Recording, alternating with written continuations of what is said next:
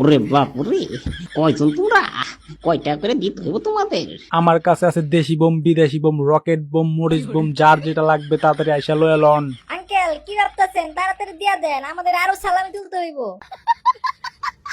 মামা ঈদ তো আইসা পড়লো, কিছুতে একটা প্ল্যান করতে হইব। ঈদের মধ্যে সালামি তুলতে হইব না, আবার চান রাইতে বম ফুটাবো না, এগুলির তো ব্যবস্থা করতে হইব। আমি ওই কথাই ভাবতেছি। আমি আমার আব্বুর থেকে টাকা নিচ্ছি তারা বাদতে আর বম কিনার লেগা।